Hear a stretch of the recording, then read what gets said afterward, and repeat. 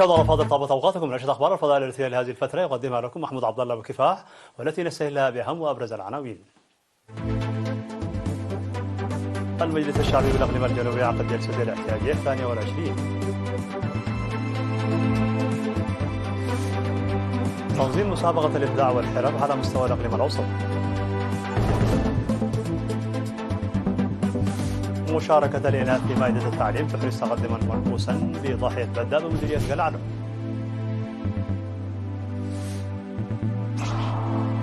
كبار الدبلوماسيين من الولايات المتحدة والصين يعقدون محادثات بناءة.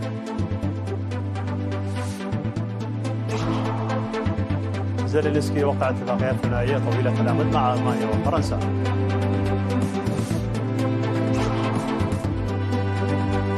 إيران تكشف عن منظومتين صاروخيتين جديدتين للدفاع الجوي.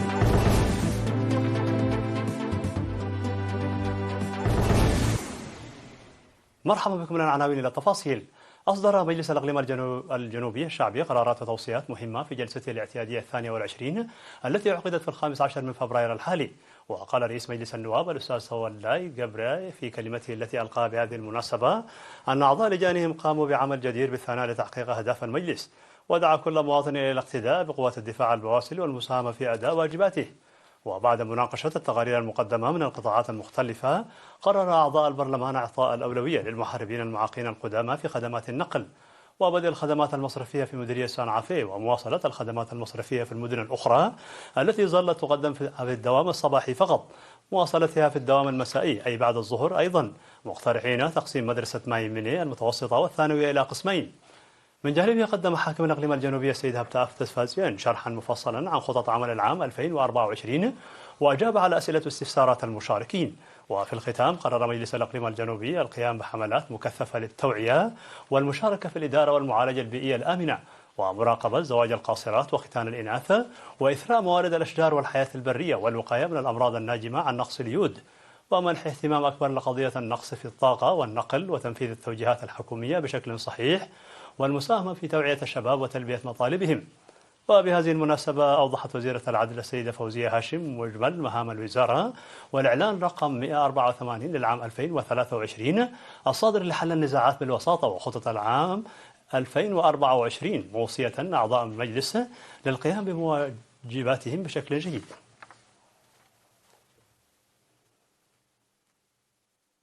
أقيمت مسابقة الإقليم الأوسط للابتكار والحرف يومي 15 و16 من فبراير بمجمع مدبر بالعاصمة أسمرة تحت شعار الابتكار الشبابي أساس التنمية. وأوضح مسؤول الفرع السيد سامسون كفلي أن المسابقة نظمها الاتحاد الوطني للشباب والطلبة فرع الإقليم الأوسط، وافتتحها حاكم الإقليم الأوسط السيد فساي هايلي، وقدم فيها 50 شابا من بينهم 19 قاصرا أعمالهم الابتكارية في المسابقة.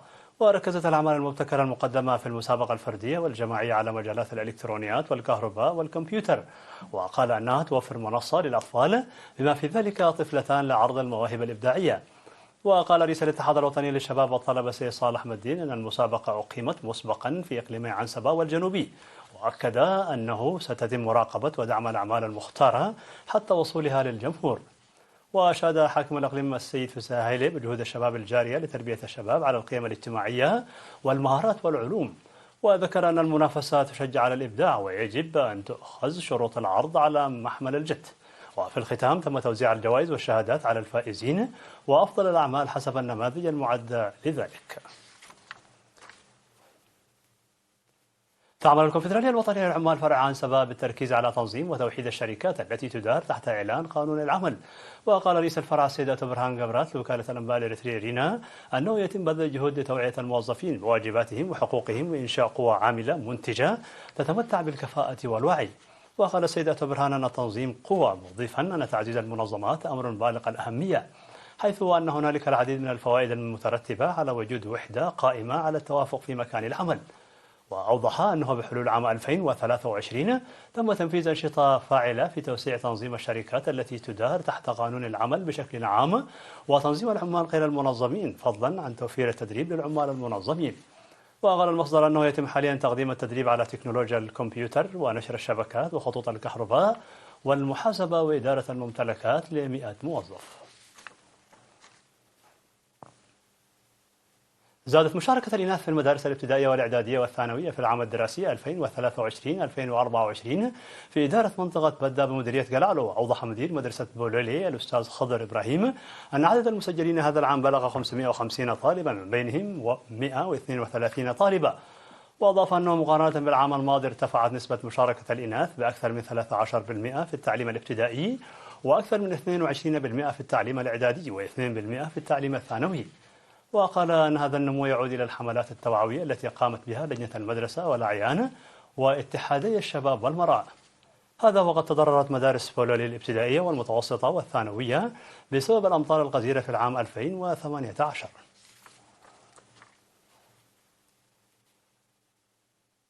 نظمت محاضرة يوم 16 من فبراير لسكان 3 إدارات ضواحي في مدينة كرن تهدف إلى رفع مستوى الوعي العام بالقانون. وقال قائد مركز الشرطة الثاني الملازم أمناي الزودي أنه من الضروري زيادة معرفة المجتمع بالقانون لبناء مجتمع سلمي وآمن، وأن اتخاذ خطوات تصحيحية ضد مرتكبي الجرائم والمخالفات بالتعاون مع الشرطة قيم يجب نقلها إلى الجيل الجديد. وقال أن ضباط الشرطة المجتمعية في كل ضاحية قدموا مساهمات جديرة بالثناء في حل القضايا البسيطة سلميا، وحث الجمهور للتعاون معهم. وذكر ضابط مكافحة الجريمة السيد قبره التفاسلاسي أن الجهل بالقانون لا يعفي من المسؤولية، وحث الآباء على إبعاد أطفالهم عن الجرائم والمخالفات. وفي الختام تم التذكير بضرورة تعزيز دور المواطنين في ضمان الأمن في أحيائهم، والعمل الجاد على القضاء على الممارسات الضارة، وزيادة الجهود لمكافحة الظواهر المنافية للأخلاق الحميدة. مشاهدينا الأفاضل، كانت هذه الأخبار الداخلية. فاصل قصير ونوافيكم بالأخبار العالمية، فابقوا معنا.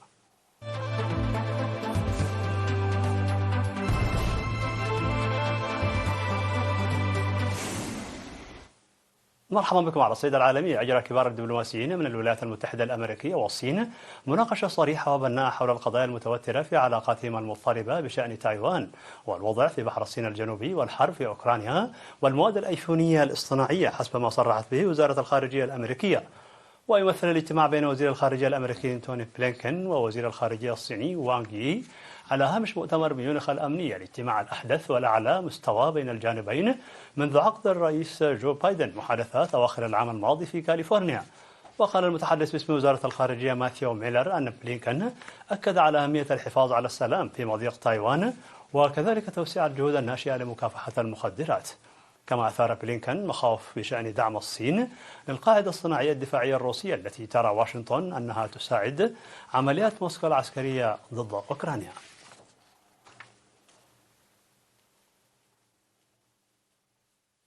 وقع الرئيس الأوكراني فلاديمير زيلينسكي اتفاقيات ثنائية مع ألمانيا وفرنسا، حيث تعمل كييف على حشد الدعم الغربي العسكري بعد تأخر المساعدات الأمريكية.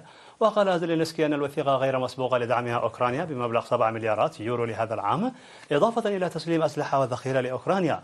وتتضمن الاتفاقية تأكيد فرض عقوبات على روسيا تشمل تجميد الأصول. تأتي اتفاقية الأمن والدعم الثنائية في أعقاب اتفاقية أمنية بين أوكرانيا والمملكة المتحدة تم توقيعها عندما زار رئيس الوزراء البريطاني ريشي سوناك كييف الشهر الماضي. وتضغط ألمانيا على شركائها في أوروبا والولايات المتحدة للالتزام بشأن الإمدادات العسكرية لأوكرانيا، كما سيتوجه شولتز إلى واشنطن لحشد المساعدات المتأخرة.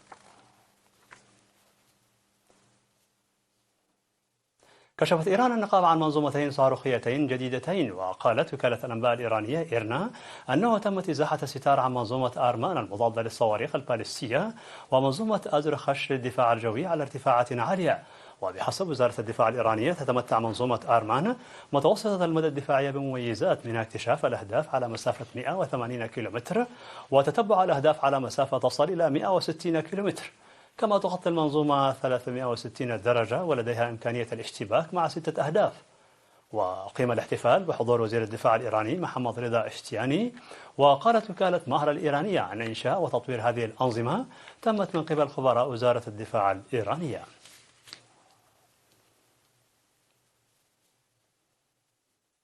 نجحت اليابان في إطلاق الصاروخ الفضائي الجديد H3 لتعيد برنامجها الفضائي للمسار الصحيح بعد انتكاسات متعددة، منها فشل محاولة إطلاق صاروخ العام الماضي وفق تصريحات وكالة رويترز. ويمثل الإطلاق أيضا النجاح الثاني على التوالي لوكالة استكشاف الفضاء اليابانية جاكسا بعد أن حققت مركبة سليم هبوطا دقيقا على سطح القمر الشهر الماضي. وتسعى اليابان وهي لاعب صغير نسبيا في مجال الفضاء من حيث عدد عمليات الإطلاق إلى تنشيط برنامجها من خلال شراكتها مع حليفتها الولايات المتحدة الأمريكية لمواجهة الصين. وأعلنت الوكالة أن الصاروخ نجح في إطلاق حمولته بالكامل المؤلفة من 2 من الأقمار الصناعية متناهية الصغر ونموذج لقمر صناعي.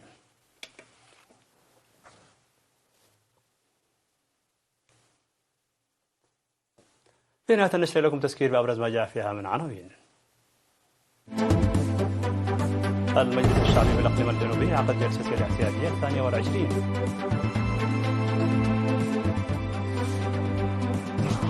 تنظيم مسابقة الإبداع والحرف على مستوى الإقليم الأوسط.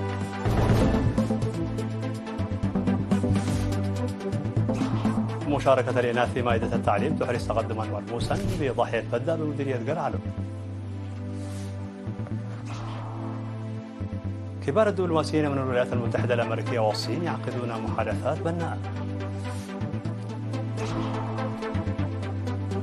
زيلينسكي يوقع اتفاقية ثنائية طويلة الأمد مع ألمانيا وفرنسا. وإيران تكشف عن منظومتين صاروخيتين جديدتين للدفاع الجوي.